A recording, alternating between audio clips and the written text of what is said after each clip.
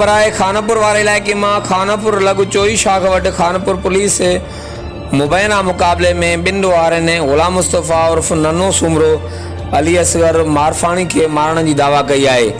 Police Mujib जवाबदार गुलाम मुस्तफ़ा उर्फ नन्नो सुमरो 7 केसन ऐं अली असगर मारफानी एक कत्ल के केस समेत 2 केसन में घुरबल हो।